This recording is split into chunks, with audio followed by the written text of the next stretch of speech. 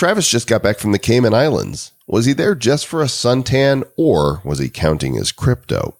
And in this abbreviated episode, we've got a killer interview with Patrick Byrne, the CEO of Overstock.com. Who knew they were doing cool stuff in the blockchain space? We didn't, but now we do. And so will you in episode number 37 of the Bad Crypto Podcast. 5, 4, 3, 2, 1, 0, ignition. Who's bad?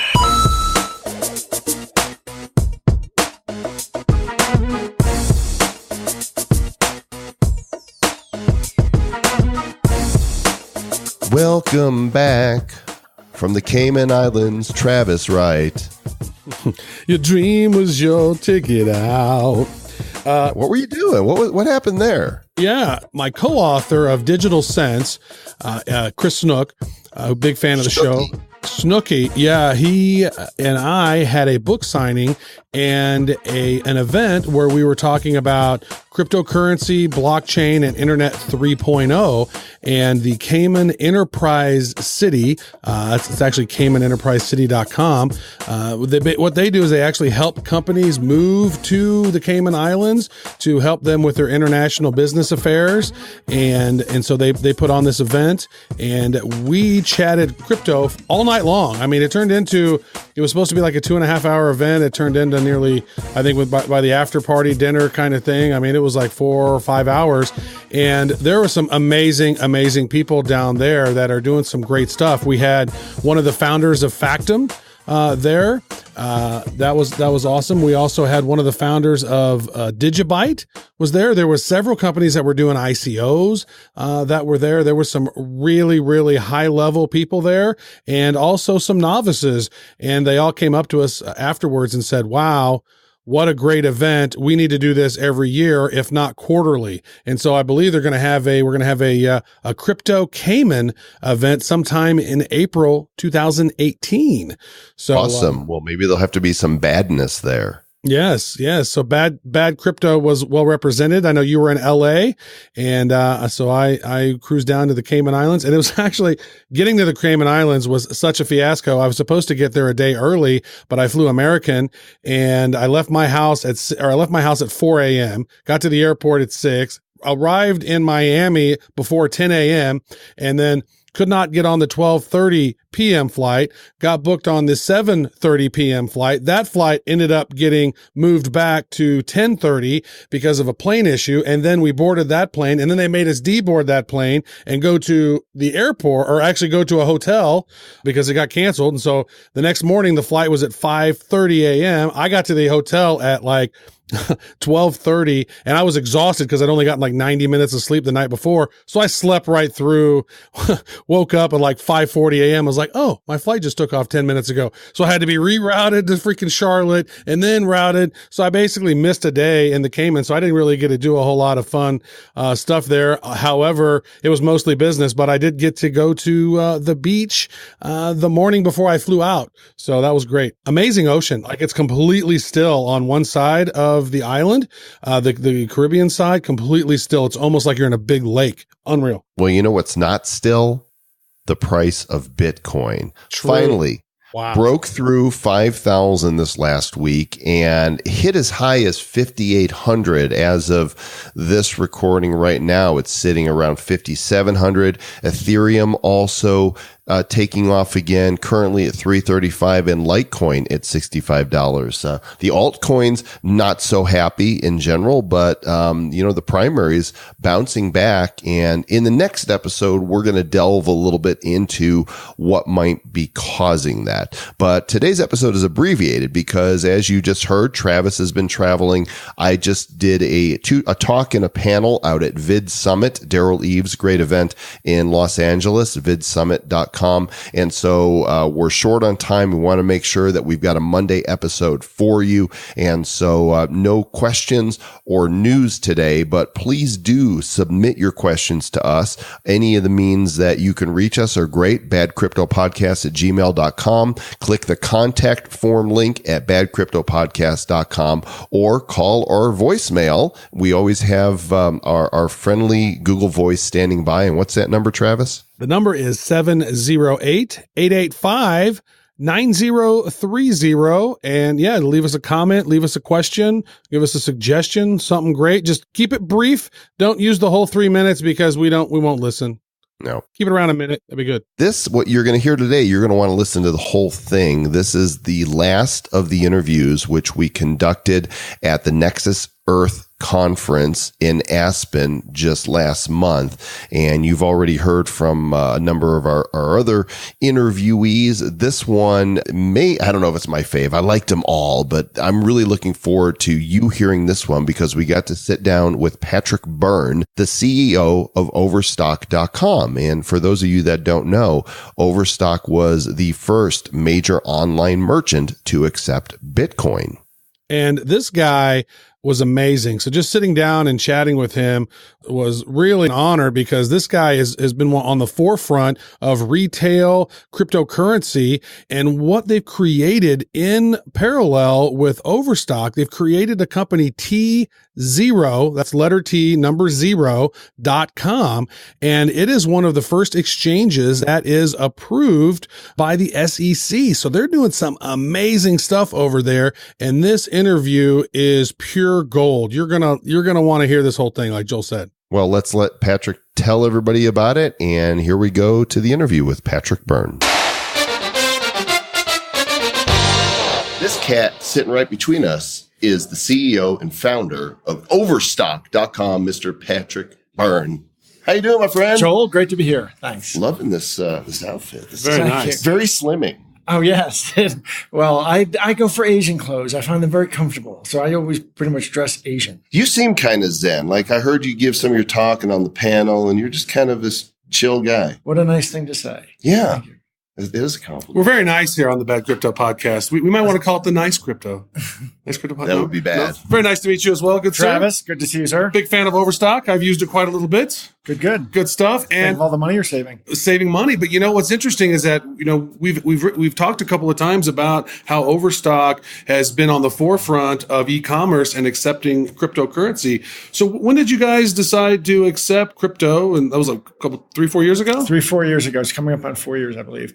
Yes. And it was actually kind of an offhand remark. I was tuned into it, but I didn't really have any definitive plans. Maybe in the following a couple of years, I'd adopt it. And a journalist asked me about it. I mentioned it, and it appeared in her article. It was a Christmas season article, just this little mention. And I got these Google alerts from all over the world, and Korean and Thai and whatever, just which told me that there was this subculture out there was tuned into this and not to wait too long. And so 10 days later, we got it live. So there was kind of, at that point, you're kind of like, oh, crap, we better do it. We got to do this. I stuck 40 people in a room, and in 9 days, they got the thing built out and integrated and live. You didn't let them out for 9 days. Slid pizzas under the door. Bought with Bitcoin, undoubtedly, right? Yeah. And so how has that worked out for Overstock and for your customers? Well, it's worked out, truth be told, only about 0.2% of transactions are through Bitcoin, but it is a new 0.2%. That's nothing, it's a few $1 million, $4 million. It's also, and we save money on that. We should probably start giving back. Say if you buy with altcoin, we now accept dozens of altcoins, by the way. Including Litecoin, which I just got my new Litecoin shirt. Thank you very much. What about Badcoin? You accept that yet? I don't know Badcoin. Our audience does, which is Okay. great. We created our own Badcoin. 10 billion of them in circulation. And we're just giving them away. We're giving them away. Yeah. And you get Badcoin, and you get Badcoin. And We're going to get give you some Badcoin. Badcoin for being on the show, actually. I love it. That's Cool. great. That's great. So I deserve it. whenever people are purchasing in altcoins or in Bitcoin, are you guys hodling? We're hodling 50%. Aha. 50% we turn into fiat US dollars because we need to pay our distributors who still believe in that stuff. So we do. So we. Is that immediate? Like the money comes in, they pay with the crypto, and you immediately transmute 50% of it That's correct. into fiat? Correct. Because it could go whoop, whoop, like that, and Correct. you could big win or big loss, and you don't want to take that risk. Yeah, so that's not the main event. We can live with a 10-minute risk in either direction. Not going to be a big deal. But it's really we were only keeping 10% in the crypto, but we recently decided to expand to 50 because we were doing so well with the 10. And because there's a number of other things we discovered that I had no idea that Overstock is doing that are blockchain related. Oh, yeah. Can you talk a little bit about T0, right? Sure. Well, I'll tell you the big picture is that we decided when we took this Bitcoin, it was to take Bitcoin. It was also to really learn blockchain because we knew that this blockchain thing was going to be mega disruptive. And in fact, I was out at a stealth company in Silicon Valley once that had a few years ago that has 160 functions on the board, sort of things that tie society together from land titling to notary public, and that are going to get disrupted through crypto. So we invested in what we thought would be, we formed an incubator / venture capital group called Medici, and it invests in, we wanted to be where blockchain meets the creation of money. So blockchain meets central banking. Blockchain meets the creation of capital, which is land titling. Blockchain meets capital markets themselves, and that's T0. And then we also have investments in firms that are doing identity and voting. So those, to me, are the fundamental processes of the new age, the creation of money, capital markets, identity, and voting. And that's what this Medici, that's where it focuses. Medici. How is that spelled? Medici, after the Italian family. Medici. Yes. Uh-huh. Medici, tomato. Come on. Right. That's good. That they introduced double entry bookkeeping to the West. In the South, it's Medici. What's Medici? What is that Medici thing? The last one you mentioned I find fascinating. You said voter. Are we talking about to combat voter fraud, like voter ID? Well, someday there could be, if we get to a world of digital citizenship where you can exercise, your rights as a citizen digitally. Now, there are forces in society that don't, I think, want that because they don't want that vote trued up. Wait, you believe there's voter fraud? Oh, I'm shocked. Are dead people voting? Twice? Have you heard about these studies that show in LA County, there's 140% as many registered voters as there are population from 18 and above? But nothing to see here, folks. Move along. It's all good. Right. So if you could have digital citizenship, if that can get past that aforementioned hurdle, then people could vote. You could do very clever things with voting. I mean, you could, and imagine voting could be more direct if you want it to be, although there are objections to direct democracy, but you could have delegative democracy where I might say, gee, on the subject of national security, all votes that come up, I want to delegate my decision, my vote to somebody I trust very much on that issue. You can do all kinds of funky things with it. That's fascinating. So T0, we saw your presentation a couple of days ago. You had built something that was an exchange that was approved by the SEC, and then you added blockchain to it, right? So ICOs might be able to participate in this new service? But now that the SEC has ruled that a whole bunch of ICOs are actually securities, those securities, if they involve an American, when they trade, they have to trade on, and for all intents and purposes, a global market. They have to do this. They have to trade on an SEC approved exchange that can trade blockchain or digital instruments. And there's one of those in the world, and that's T0 owns it. Overstock funded the acquisition of this company, SpeedRoute, which was a routing company, routed orders on Wall Street. And they had an ATS that was already, SEC registered and whatever their words are, and legal and everything. So what we did was we bought it and then blockchainized these systems. I made up that word. You backdoored that. Right? I mean, because it's totally legit. There's nothing wrong with it. But they said, yeah, you can do this. And then you're like, okay, we're going to just put a little hash in there. Blockchainized it up. Well, that's your interpretation. The SEC I don't know what their interpretation is. I think that probably we were lucky to get through that one. I'm not sure that they quite well. Anyway, in any case, is your lawyer around? Do we need this? It seems to us. I thought that they were quite comfortable with it, but it seems that some months after they gave us deemed approval, they evidently realized. I thought I was quite flattered. I thought, gee, that they wanted to get that that they were fine giving this with me. We have this long history, the SEC and I. Yeah. I 10 years ago was accusing them of being a captured regulatory body. Google that, by the way, if you want to see the whole story about the battles that this gentleman has gone through. That was quite a adventure. No, I like to think, and they seem to be much better these days than they were 10 years ago, and they're being much more professional. And so I got this deemed approval. I thought it was great. It was like a couple months later, they got back in touch, and it seems like it maybe it had reached a level where people had freaked out that I, Patrick Byrne, had gotten that they knew because this is really so. Anyway, we have this exchange and ATS. Perfectly legal. It's been in business for years, and it's trading blockchain now. And I'm going to give you what word were you using? You block Chainized. Give me a better word. Here, I'm going to give it to you right now. Blockchainified. We blockchainified. Right. There you go. All up in it. So is it T0.com? T0.com. T0.com. Excellent. I want to ask a question because we have a lot of, listeners that are maybe curious about, well, how do we accept Bitcoin? Or maybe there's some merchants out there that want to accept, some of these cryptocurrencies, and you've kind of paved the way, right? You've at least pioneered, you've cut down some of the trees in the wilderness to kind of pave a way for that. I love the imagery. Oh, it's so nice. Patrick with a big axe.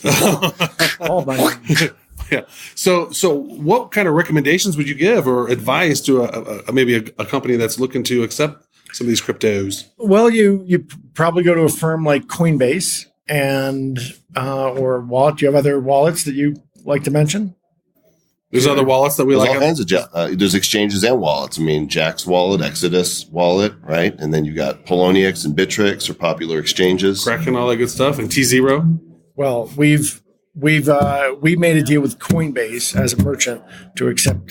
So we actually have our wallet with them. I just give them a little pump there. Very good. Very good. Such a deal. Now, you told me about an article this morning as we were getting ready about Amazon. And what did you read? So there was a tweet that had come out, and it was a conversation between some executive at Amazon saying that there might be some news coming up in October, and they said probably at their third quarter, earnings report that they may announce that they're going to start accepting Bitcoin. Now, to me, that's one of those things that says we've always said, wow, if Amazon starts taking Bitcoin and Litecoin, then the price could start taking off. That's a nice mass adoption there. So what are your thoughts on that, and what are your thoughts on Amazon not actually have jumped on board on this thing yet? I'm kind of surprised.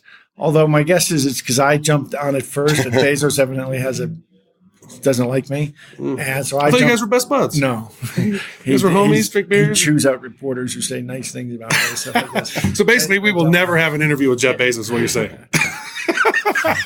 Yeah, that guy. Yes, Jeff, he's cool. Come on, a little competition is healthy. That's true. So, so once we came out and started accepting, within a month or two, he came out and sort of denigrated the whole thing. Mm-hmm. And so I think that he's kind of drove down a cul-de-sac in that sense. They've got to back up from that position, but it'd be great to see them wisen up. He's going to drone back up. Beep, beep. There it goes. Last question. And that question just evaded my mind like that. When it had a Bitcoin brain fart. It was there. It was perfect. It was beautiful. You would have loved the question I was about to ask you. Well, my answer would have regaled you. I am so amazed. It's about the future. Get your crystal ball out here. Okay. And obviously you're banking on Bitcoin, not to be confused with the documentary on Netflix of the same name. But 5 years down the road, do we see mass adoption? 10 years? When does this happen that this thing really hits that curve? It goes through the tipping point. For one thing, God, inshallah or whatever, when that we have built out the appropriate systems when there's a dollar crisis. So I think that someday there's going to be a dollar crisis because I just don't keep I'm amazed we got through as much as we have. You say crisis, you mean collapse, or this is really getting worse? Somewhere between Great Depression and Venezuela, somewhere between the wow. two. I was just down in South America. The average Venezuelan has lost like 19 pounds this year. It's crazy. I mean, can't imagine what that tells you about it. It's the socialism diet. Yeah. So, I'm going to go use a little socialism diet here for that. Let's hope not.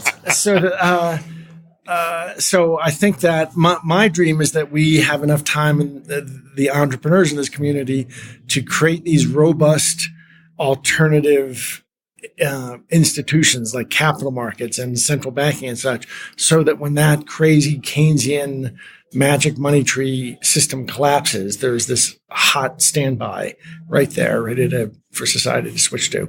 And I think that means that we've got to get to about 3 to 5% for us to be able to trust those systems. But once I think we get to 3 to 5%, we may go through the tipping point anyway. I want a magic money tree garden, Travis. That would be amazing. You just throw seeds out there. And magic dollar trees.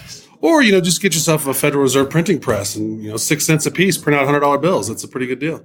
Well, we're grateful for you coming on. It's great to meet you. We end all of our shows by saying, stay bad. So if you'll just look right at the camera there, say your name and tell them to stay bad. Patrick Byrne, stay bad with Joel and Travis. Awesome. Yes. Thanks again, man. Appreciate you. Appreciate that. Thank you so much, Patrick. Great stuff. Love what you're doing.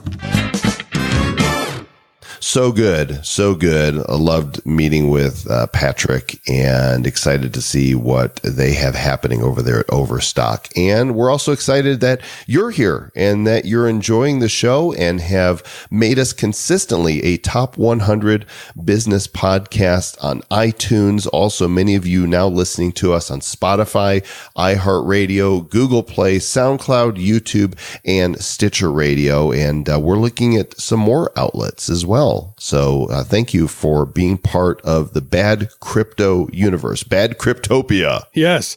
And speaking of, this is still October. So this is Bad Cryptober. And we have the opportunity. We're going to be giving away millions and millions of bad coin. And one lucky person is actually going to have a chance to be the third largest holder of the bad coin. We're going to give away 25 million to one lucky person. All you have to do is go to badco.in/Bad Cryptober, right? Just like it sounds. And you then have multiple ways that you can earn a bad coin. There's I think 11 different ways. So you can earn up to 1 million bad coin just by participating in this. And then also you could have a chance. Each one of those entries is a chance. So the whole point is we want you to share this with your friends. If you have some people out there who are just starting to get into crypto, they're crypto curious, they don't understand it, let them know about the show, and you get some worthless crypto in exchange. Who doesn't want some of that worthless crypto? Well, Travis, fun as always, and thank you to everybody for listening. Travis, in your best Cayman Islands accent, which I don't know what that is, tell them how to get out of here. I would say stay bad. Who's bad? The Bad Crypto Podcast is a production of Bad Crypto LLC. The content of the show, the videos, and the website is provided for educational, informational, and entertainment purposes only. It's not intended to be and does not constitute financial, investment, or trading advice of any kind. You shouldn't make any decisions as to finances, investing, trading, or anything else based on this information without undertaking independent due diligence and consultation with a professional financial advisor. Please understand that the trading of Bitcoins and alternative cryptocurrencies have potential risks involved. Anyone wishing to invest in any of the currencies or tokens mentioned on this podcast should first seek their own independent professional financial advisor.